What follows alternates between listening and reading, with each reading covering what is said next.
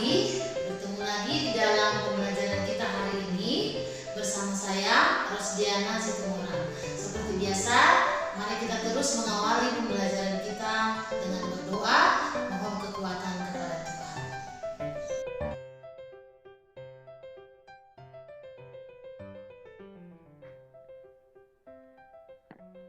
Kita lanjutkan materi pewarisan sifat. Kali ini kita akan belajar tentang cara mencari gamet.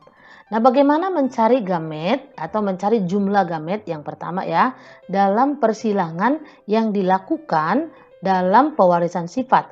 Rumusnya adalah 2 pangkat N. Apa itu N? N adalah banyaknya yang heterozigot dari yang akan kita silangkan. Jadi misalnya seperti ini. A besar, A kecil, B besar, B kecil. Maka A besar, A kecil adalah heterozigot, B besar, B kecil adalah heterozigot. Dalam hal ini ada 2 yang heterozigot. Jadi disebut juga dengan hibrid ya. Maka kalau kita masukkan ke rumus 2 pangkat 2, maka jumlah gametnya kalau kita cari nanti ada 4. Dari A besar, A kecil, B besar, B kecil. Bagaimana kalau trihibrid atau 3 sifat beda, 3 yang heterozigot? M besar, M kecil, P besar, P kecil, K besar, K kecil. Maka di sini ada 3 yang heterozigot, yaitu M besar, M kecil, P besar, P kecil, dan K besar, K kecil. 2 pangkat 3 hasilnya adalah 8. Nah, sekarang kita lihat yang ketiga. Yang ketiga, kalau kita lihat di sini ada 3 macam A, B, dan C. Tapi kalau kita lihat dari sifat ini hanya ada 1 yang heterozigot, yaitu C besar, C kecil. Maka di sini N-nya hanya ada 1. Jadi kalau kita masukkan ke rumus, nanti kalau kita cari jumlah gametnya, 2 pangkat 1 itu hasilnya hanya ada 2 gamet. Oke, demikian juga yang seperti ini ya. Kalau kita lihat ada A, B, C, D, E ya. Tapi di sini hanya ada 2 yang heterozigot. Jadi A kecil, A kecil, B besar, B besar, C kecil, C kecil ini adalah homozigot. Sedangkan D besar, D kecil, E besar, E kecil ini yang heterozigot. Maka 2 pangkat 2 hasilnya hanya ada 4 gamet. Sekarang kita lihat cara mencari jenis gametnya ya. Yang pertama tadi parentalnya adalah A besar, A kecil, B besar, B kecil.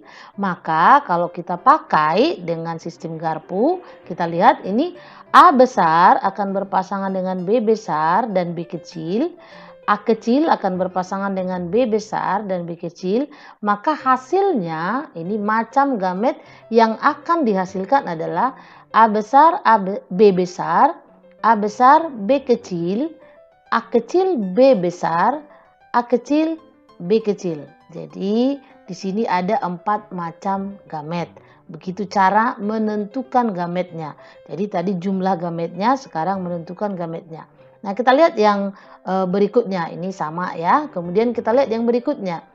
Jadi kalau misalnya parentalnya adalah M besar, M kecil, P besar, P kecil, K besar, K kecil. Ya, bagaimana cara menentukan jenis gametnya? Kalau dari segi rumus harus ada 8. Mengapa? Karena tadi ada 3 yang heterozigot, maka 2 pangkat 3 hasilnya adalah 8. Jenis gametnya yang ini. Bagaimana cara mencarinya? Kita lihat. Ini yang M besar akan berpasangan dengan P besar dan P kecil. Kemudian P besar akan berpasangan dengan K besar, K kecil, K besar, K kecil. Jadi kalau kita lihat dari M besar saja ada M besar, P besar, K besar, ini dia. Kemudian M besar, P besar, K kecil. Ini hasilnya. Kemudian M besar, P kecil, K besar. Ini hasilnya. Kemudian M besar, P kecil, K kecil. Ini hasilnya. Ini dari M besar. Sekarang kita lihat dari M kecil, sama seperti yang tadi ya.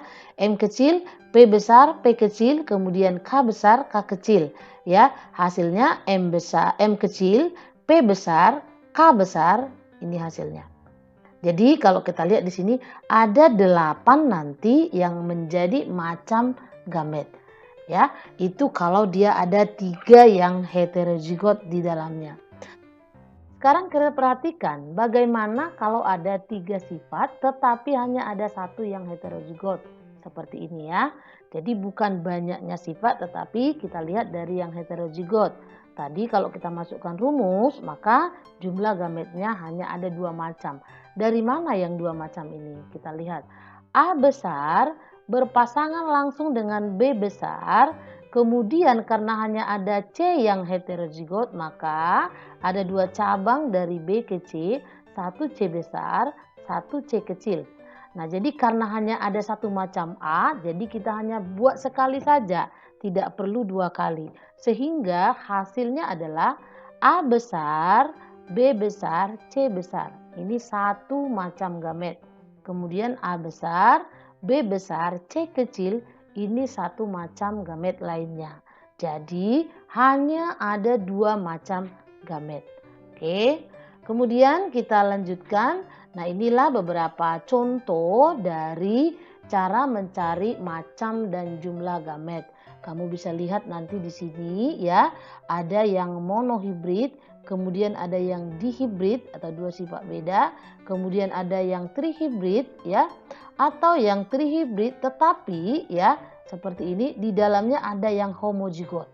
Ya, jadi ada yang trihibrid tetapi semuanya heterozigot, ada yang trihibrid tetapi di dalamnya ada yang homozigot. Jadi sekalipun sama-sama trihibrid, jumlah dan macam gametnya bisa berbeda. Karena apa? Karena N tadi kita lihat adalah banyaknya macam yang heterozigot. Baik, sampai di sini pembelajaran kita untuk mencari gamet. Kita lanjutkan untuk latihan-latihannya. Semangat belajar, Tuhan memberkati.